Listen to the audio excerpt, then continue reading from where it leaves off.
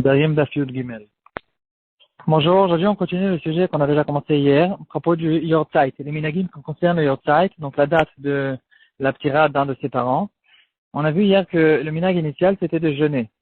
La référence la plus ancienne de ce minag-là, il se retrouve dans notre Gemara, en fait dans le Daf Yud Bet, dans le Daf précédent, et de là-bas on voit quelqu'un qui fait un éder, qu'il va jeûner comme le jour où son père il est niftar. Donc, on a vu qu'il n'y a pas une preuve très forte de la Gemara, parce que peut-être que c'est quelqu'un de sa propre initiative qui a décidé de jeûner le jour où son père est niftar, et c'est pas que c'était un minag courant, mais quand même, on voit qu'il y a quand même une notion comme celle-là, de jeûner le jour où ses parents ils sont niftarim. On a vu quelles étaient les raisons là-dessus. On va voir aujourd'hui quelque chose qui est peut-être une nafkamina là-dessus. Il y a un sujet qui a été relevé dans les Rishonim déjà, le jour du Yortzeit, les minagim qui vont concerner le jour du Yortzeit. Est-ce que ils vont, comment en fait on va décider quelle est la date? Comment on va décider la date? Est-ce que la date ça sera en fonction du jour où il est niftar tout simplement, ou bien en fonction du jour où il a été enterré? Donc il peut y avoir des cas où il a été niftar un jour, il a été enterré plus tard, 2 jours ou le lendemain ou le surlendemain, et donc on se pose la question l'année d'après quand il va faire le Yortzeit, quel jour il va garder? Est-ce que le jour de la ptira ou le jour de la Kvura, le jour où il a été enterré? Le Troumat Hadeshen, un des Rishonim, il va ramener ce Safek et il va dire qu'il y a une grande machloket là-dessus.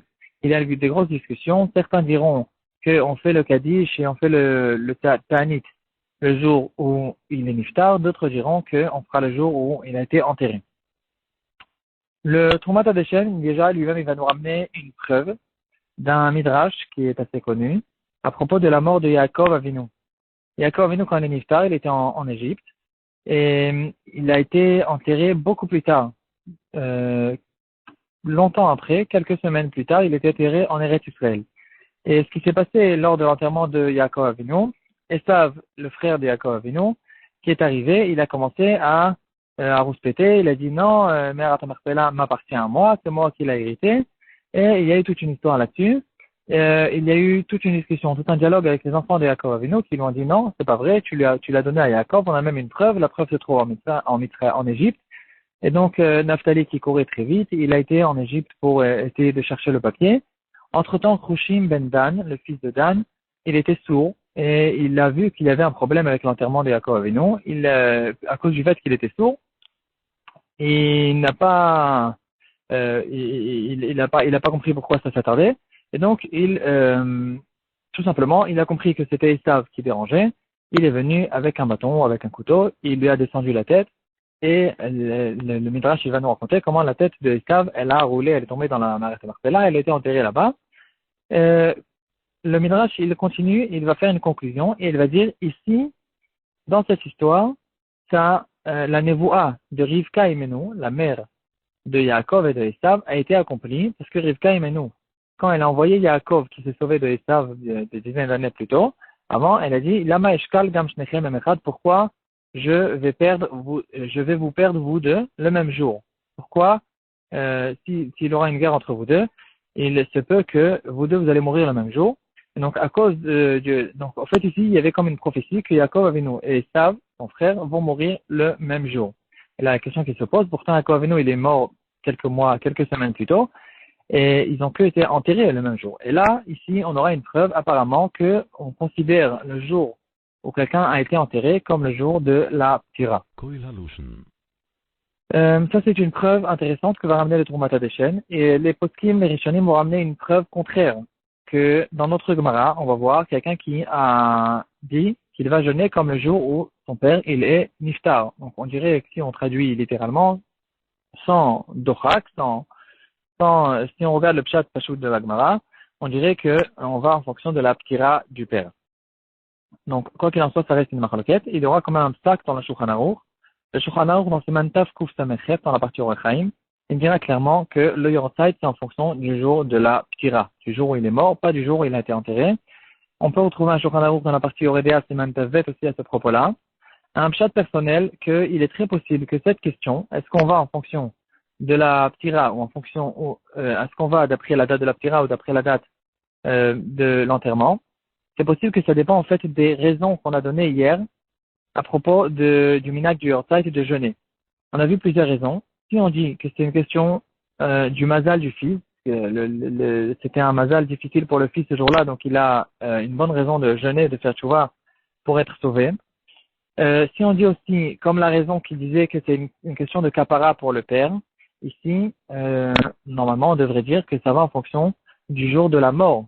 C'est pas le jour où il a été enterré que le fils il a eu un mauvais mazal, c'est le jour où il a perdu son père pour de vrai.